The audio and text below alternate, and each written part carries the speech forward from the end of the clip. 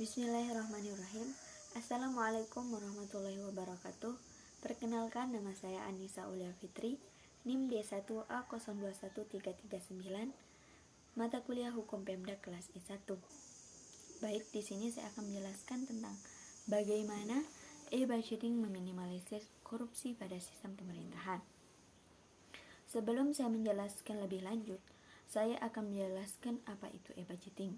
E-budgeting adalah sebuah sistem penyusunan anggaran yang di dalamnya melibatkan sebuah sistem elektronik termasuk aplikasi program komputer berbasis web untuk memfasilitasi proses pembuatan rincian anggaran serta kemampuan untuk mengunci anggaran jika telah disetujui pada tahap tertentu. E-budgeting berperan penting dalam pemberantasan korupsi. E-budgeting yang diawasi langsung oleh masyarakat dapat membuat pemerintah pusat maupun daerah lebih fokus dalam mengelola keuangan.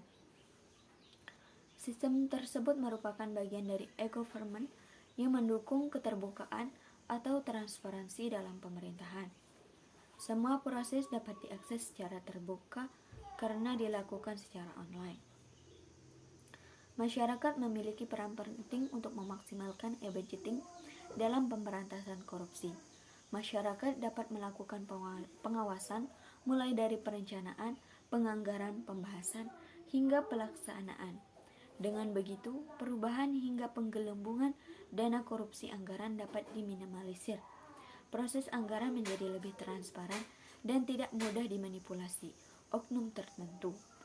Korupsi sendiri dapat terjadi karena adanya monopoli kekuasaan di pemerintah yang berbanding terbalik dengan rendahnya tingkat akuntabilitas. Monopoli kekuasaan dan diskresi yang besar dalam mengambil keputusan membuat penyalahgunaan kekuasaan sangat mungkin terjadi.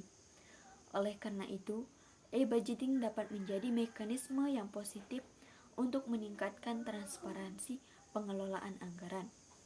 Penerapan sistem ini dengan sendirinya dapat meningkatkan kepercayaan masyarakat terhadap pemerintah. Anggaran pun dapat dialokasikan sesuai kebutuhan dan diharap dapat mempercepat pencapaian daerah serta meningkatkan kesejahteraan masyarakat.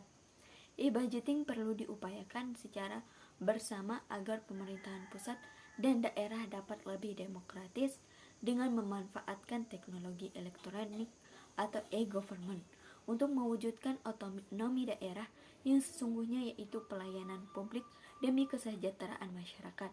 Sistem e-budgeting ini menjadi salah satu langkah untuk mewujudkan transparansi dalam pemerintahan, yang keterbukaan publik merupakan salah satu karakteristik dari good governance, pemerintahan yang baik yang diidamkan masyarakat Indonesia. Menurut pasalnya, sistem ini lebih akuntabel dan bisa memberikan informasi publik konkret, dimulai dari nilai dana penggunaan hingga proses terserapnya ke publish dengan bisa diakses secara terbuka. E-budgeting dalam pemberantasan korupsi mampu mengunci dan memperkecil peluang koruptor dalam melakukan tindak pidana korupsi. Hal ini karena e-budgeting mampu mencatat setiap perubahan dalam penganggaran. Dengan demikian, pihak yang berupaya mengubah anggaran akan langsung ketahuan. Yang kedua, menurut pandangan kalian, jika APBD disahkan dengan peraturan gubernur? Sebelum saya menguraikan pendapat saya akan menjelaskan tentang APBD itu sendiri terlebih dahulu. APBD atau Anggaran Pendapatan dan Belanja Daerah adalah suatu daftar yang terperinci tentang penerimaan dan pengeluaran daerah yang digunakan dalam jangka waktu 1 tahun. APBD disusun oleh kepala daerah dengan melalui persetujuan DPRD. Pada dasarnya, tujuan penyusunan APBD sama halnya dengan tujuan penyusunan APBN. APBD disusun sebagai pedoman penerimaan dan pengeluaran penyelenggaraan negara di daerah dalam rangka pelaksanaan otonomi daerah dan untuk meningkatkan kemakmuran masyarakat. APBD ditetapkan setiap tahun dengan peraturan daerah atau Perda yang dibahas dan disetujui bersama oleh Pemda dan DPRD. Jadi, jika APBD disahkan oleh peraturan gubernur, maka perubahan nilai APBD murni hanya bisa dilakukan dalam kondisi darurat dan mendesak. sehingga yang bisa dilakukan hanya pergeseran anggaran semata. Mungkin hanya ini yang dapat saya sampaikan. Kurang dan lebihnya saya mohon maaf. Wabillahi taufiq wal hidayah. Wassalamualaikum warahmatullahi wabarakatuh.